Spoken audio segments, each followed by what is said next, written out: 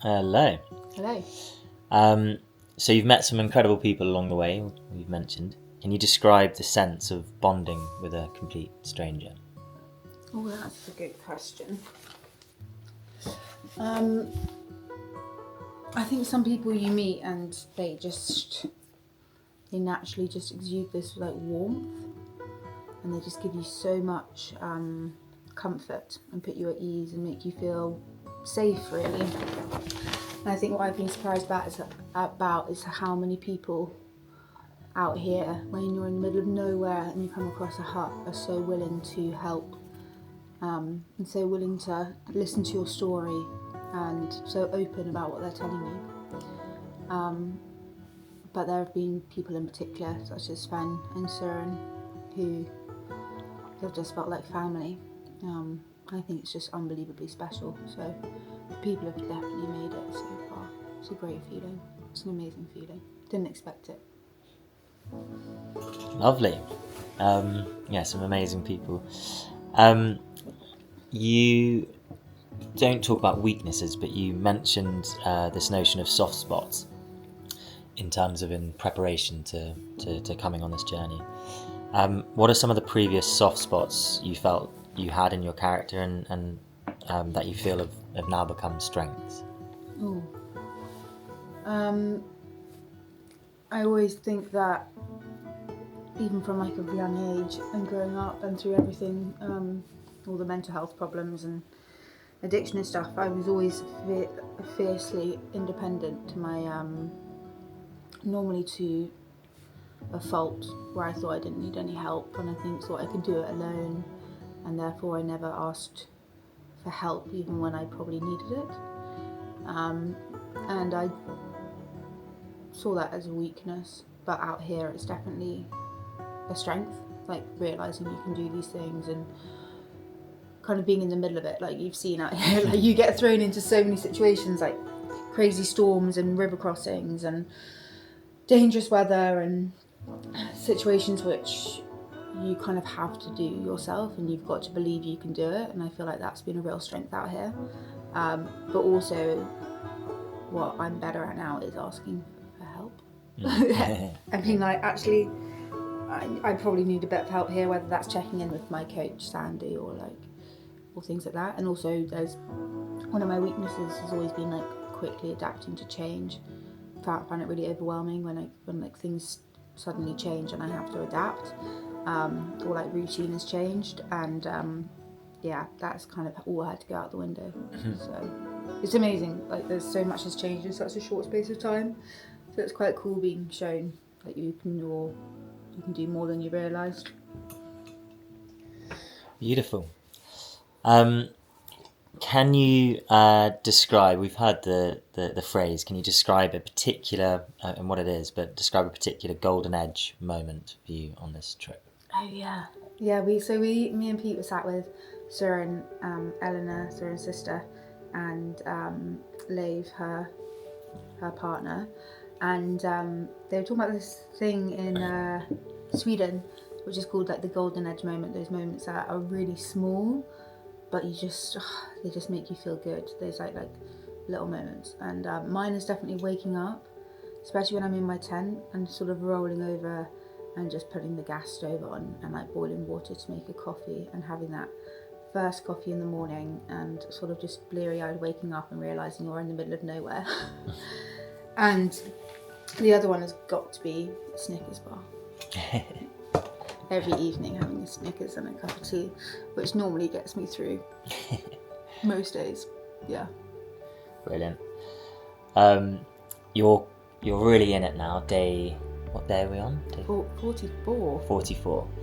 With a bit of time in between now, can you look back and can you describe that sense of actually starting and where you felt obviously it goes back right from the moment years ago of planning this, but in terms of the physical foot, your bag packed and you felt that you were basically on your own. Could you describe that moment of starting? It was like a real mixture of both underwhelm and overwhelm. It was underwhelming in the fact that you just get to a start line, which is just a mark that you've made up in your head of where you're going to start something, which happened to be the northernmost point in Europe. And you sort of just get going, and it's most terrifying and yet beautifully simple. Okay, it's just one foot in front of the other now. But I really thought I would get to the start line and I'd have this like rushing feeling of like, okay, we've got going now, excitement. And I was excited, but I was terrified. I was so scared. I was like, I mean, I don't know, you've marked out something on a map, which is just a line on a map, and suddenly you're in the line and you're thrown into it. So yeah, I had so much fear to begin with. I was constantly doubting myself and my capabilities. But ultimately, the big thing that kept me going was the fact that this whole thing is for suicide prevention. I think if I didn't have that, maybe I would have bottled it at that point. So yeah, the only thing pulling me forward to begin with was the cause. And now I feel like the cause always pulls me forward, but I also am pulled forward by myself, because I'm like, I know I can do this. So I feel a lot braver than I did at the beginning, that's for sure. Brilliant. And you mentioned the cause. Have you managed to have conversations, or can you describe any of the moments with sharing this cause? Yeah. So I mean, there's a lot of people that you meet hikers wise, whether it's in huts or walking along. Well, now there's more. At the beginning there was none. And you kind of say, they go, oh, where did you start? And then you tell them when you end, and they're quite shocked, like, Greece, you're going to Greece? And I'm like, yes. And then I just kind of say I'm doing it for a cause. And what's been really beautiful about doing this for suicide prevention is the conversations that have come from that. And just saying you're doing it for suicide prevention, I thought it would be like just putting a little wedge in the door for a conversation to start. But it was like holding the whole door open, like just saying you're doing it for that cause. So many beautiful conversations have been had from people telling me about who they've lost to suicide, whether it's their father or sister or daughter, or whether, just how it's not spoken about much in their culture or country. And so much support saying that it's really needed, that I'm doing it for a cause that is really, really needed to be spoken about. So the conversations have been amazing, and with total strangers that, like last night when we went into that little hut, and there was 3 guys in there, 2 Swedish guys, 1 Norwegian, and we stopped there for a cup of tea, and they were just amazing. They opened up about suicide conversations within their countries and how important it is to them, and those are the conversations I wouldn't have otherwise had. So it's really amazing how it's sort of needed to be spoken about everywhere, and everybody is seeing the importance in it, so that always keeps me going as well. Beautiful. Lastly, just how is you obviously planned this meticulously as far as you could before actually starting.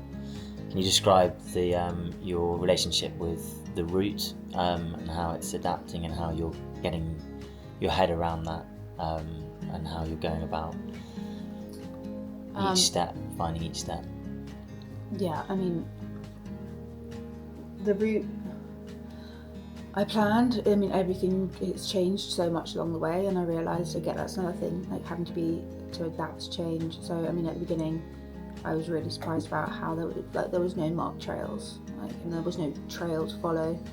It was very much just hoping that the GPX files that I made were actually correct and I was actually getting somewhere. And the routes, I think, especially out here, they're so remote,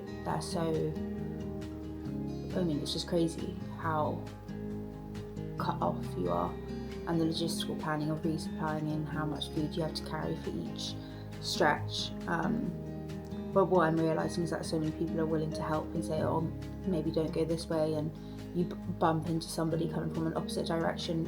It happened in like week 2 when I was heading towards Cartagena, people are like, you shouldn't go west around the way, around this lake. You need to go east because the river crossings were swimming height. They weren't crossable.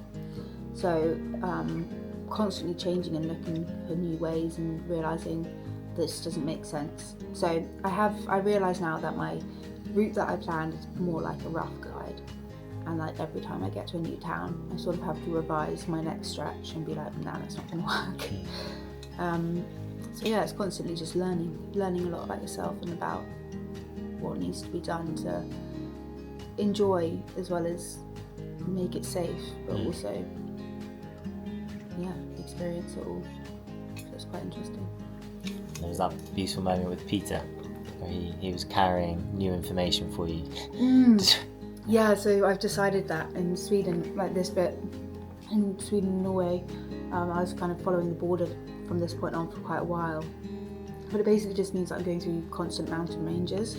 So I decided that I'm going to kind of drop Pete off in Surchalmer in Norway, because we're in Norway now, and then sort of head back into Sweden and then stay in Sweden. But this one route that I was looking at, kind of thought it made sense in my head, and then he found a completely different route for me, and he was behind us.